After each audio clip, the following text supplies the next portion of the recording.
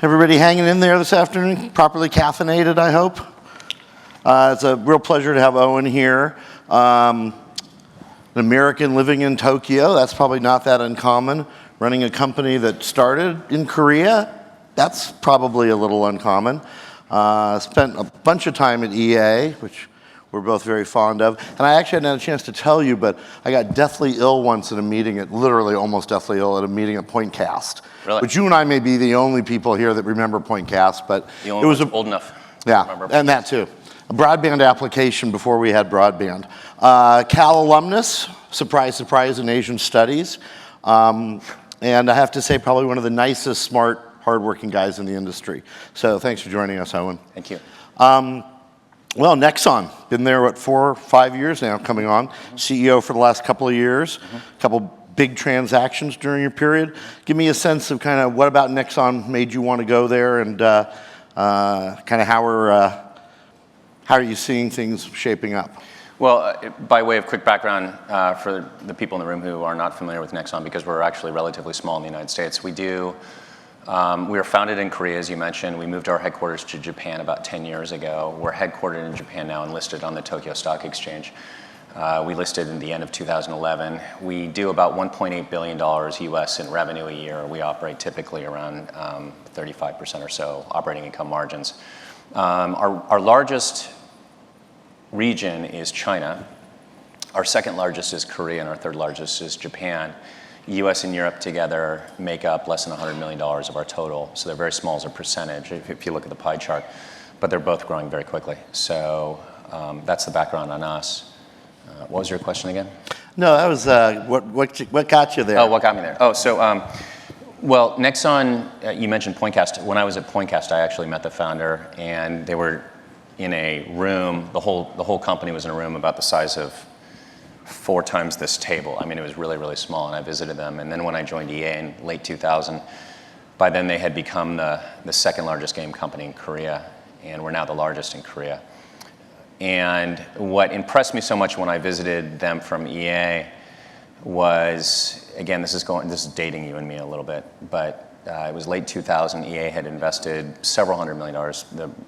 The rough number is about $400 million in a very smart idea, which was that the internet was going to change the games business. We laugh at this now for being so blindingly obvious, but in those days, EA was the only large company that was really thinking about this in a very forward way. The problem was, and the challenge was, that if you haven't had a lot of experience in online, it's actually very, very hard to change the core of your company from a packaged goods business to an online business.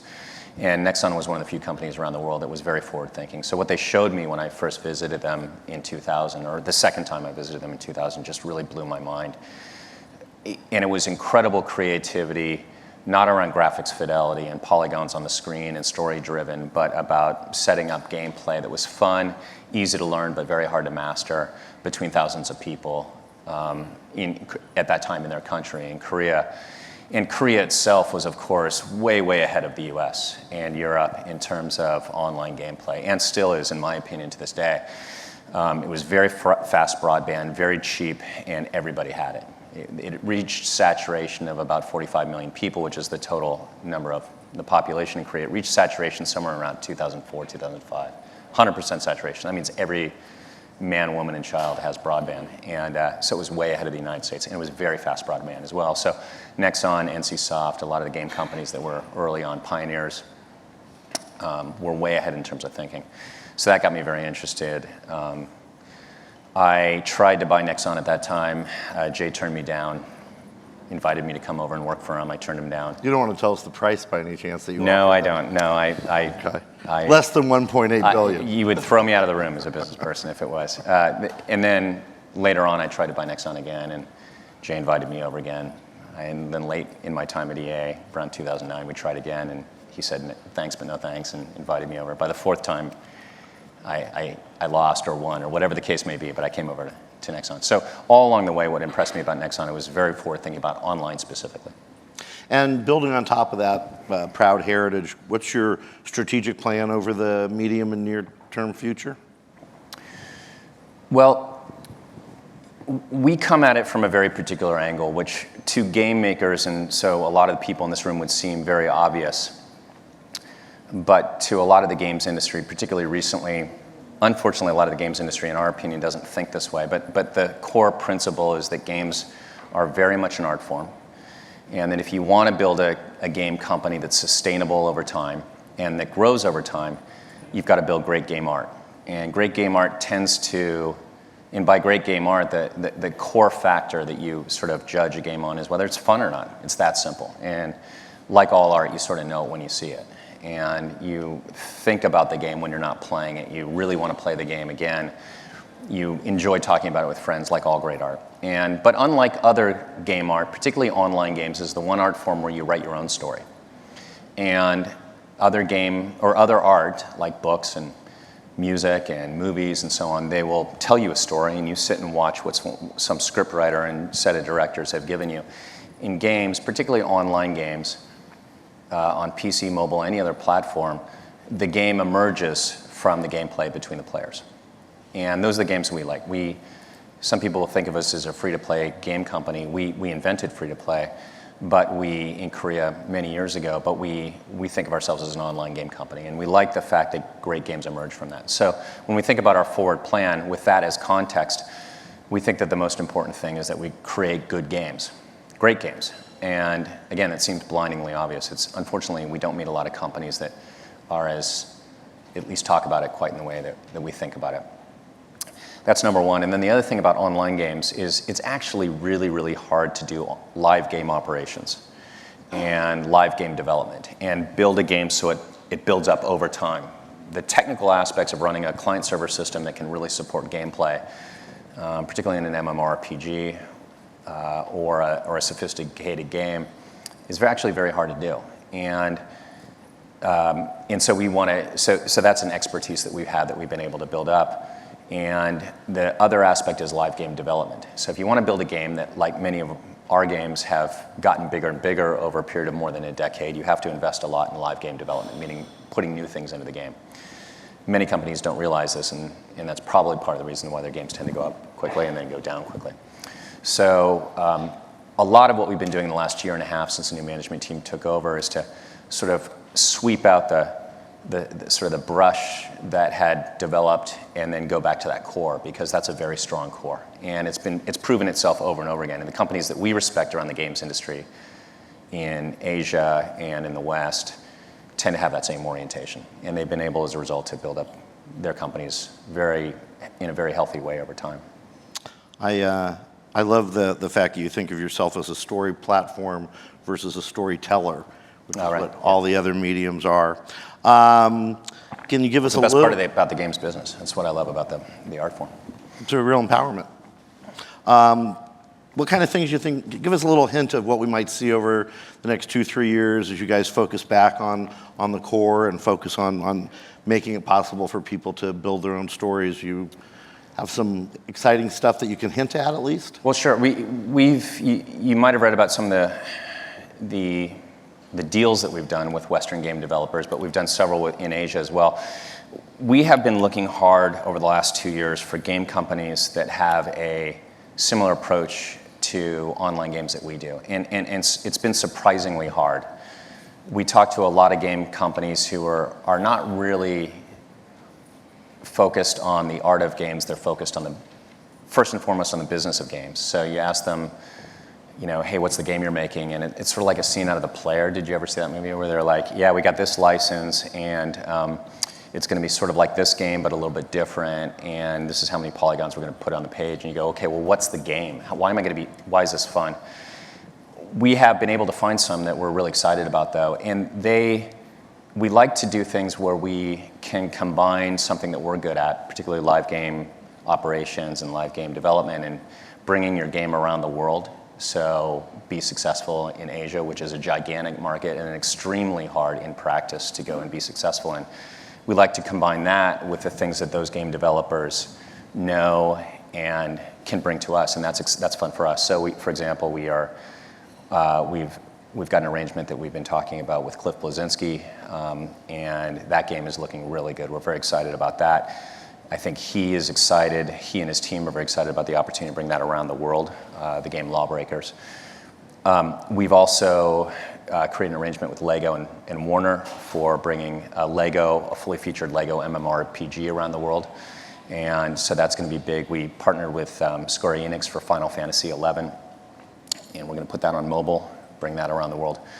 And so both kind of companies that are in the East and coming West, and companies in the West and going East. We also launched very successfully Maplestory 2 on PC in Korea. We're going to be bringing that around the world. We've been talking about Ghost in the Shell, which is a fantastic first-person shooter that we're going to be bringing. We developed it in Korea.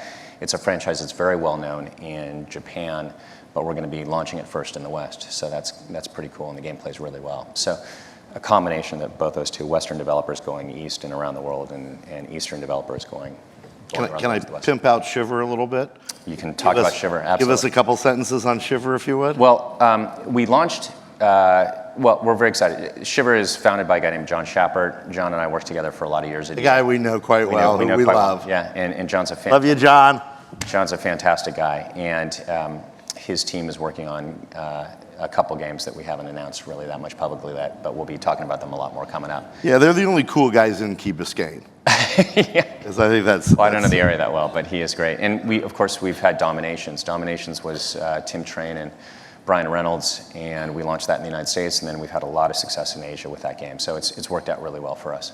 Okay, so let's come back to this important core strength of you guys in terms of free-to-play. I don't know that everybody, I mean, God forbid people think Facebook or Zynga invented free-to-play. That would ruin... A lot of people do. That would ruin a lot of my days. So give us a little bit of the history and give us a little sense of how the West is adapting to free-to-play. Well, we could talk all day about that. I won't bore everybody. The free-to-play started, the story, because of course success has a lot of fathers. We had a game called Quiz in Korea, and it was a subscription game on PC, and it was basically going down. And our team, this is long before I was there, but the team there was very smart, and they said, look, we got nothing to lose. It's about to go away anyway. Let's give it away for free. And our MAU number, our monthly active user number, skyrocketed when we made it free, because that's usually a pretty appealing price point. Do you remember the increment? 10 times, 5 times? I don't remember. Okay. Well, I wasn't there. I could look it up, but I don't know. It was significant. And then they started experimenting with giving away little items within the game. And we found that some were really, for $1 here, $1 there. So the point of the story is that it didn't start out as a monetization strategy or a business strategy. It started out as an idea of how to help your customers or your gamers have more fun in the game. And so you might be interested in spending $1 here, $1 there to make your game experience much more fun. And it took off. And not long after, our then head of development, and once again he's returned, our now head of development, said, let's try this on other games. And we started trying it on then live subscription games, and it worked across all of them. And we realized that the core idea of a game where 90% of your players don't pay anything, that 90% still has a great time in your game and really enjoys it. And then the 10% that do buy something in your game are going to make their game experience that much more fun for them. That's a win for the customer and a win for the company, because as a business that works out well. My take from watching how this sort of developed, in 2006, 2007, you go to Seoul and you look at how the world was developing, and then you come back to California, on that flight that comes in and lands in the afternoon, and it's a totally different market. It was all packaged goods here, and it was all online there, and it was becoming quickly free to play, and here nobody was talking about microtransactions or free to play.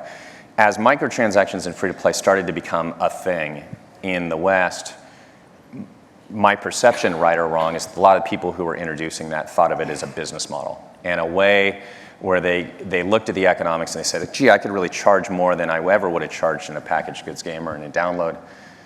And so they took a very different viewpoint to it. And I think that our industry is probably still suffering some from that. If you think about it as a business model and as a way to pull money out of people's pockets, you stop thinking about retention. And the name of the game is retention. And to get retention, you have to have a game that's fun over a long period of time, because you can fool people once, but they don't come back. and it's death to your game. And we've made those mistakes before. It's not like we haven't made them, but it is not good for the industry. And it's not good for your company, your game, but it is also not good for the industry. So it's something we've sort of learned. Who do you see in the West getting it a little bit more than the others? Valve. For sure. I have enormous respect for those guys. Probably Blizzard as well. I mean, they're really, these are very thoughtful people. And all dedicated to the game. Very dedicated to the game. Yeah, absolutely. Exactly your point. Yeah. Well, let's cover, we got to get to we're not going to talk about sex, but we are going to talk about the sexy topics, if that's okay. So sexy topic number one. Well, seriously. Please, go ahead. I mean, right? I mean, these are sexy topics. VR. Sexy topic number one. What do you think? Where do you think it's going? What's the timeline? Well, I don't want to take a contrarian opinion from the person who just appeared on stage before me. He seemed pretty psyched. He seemed pretty psyched. Well, as a customer, I'm really psyched about VR. We're not currently investing heavily in VR. I question what the timeline is. Right now, we have a 0 billion unit industry. To be consumer, take it from a business perspective first, and then come back to the art aspect of it, because you have to take it from both angles of the games business, I think. From a business perspective, we're probably, I don't know what the experts think, you're an expert. How many years away are we from 10 million units? That's a consumer number, right? Do I have to answer that question? Tell me what's your... 3 to 5. 3 to 5, okay, so... Because we're including the low-cost units. Sure, so what's low cost, $350, $350? No, and these, $10 Google Cardboard. Right, on top of it. Which would be $100. But is it the real experience, right? So I think everybody in this room will probably own a $350 Oculus or equivalent as soon as they can get their hands on one. I know I will. But it takes a while to get to the actual numbers where it becomes a consumer device.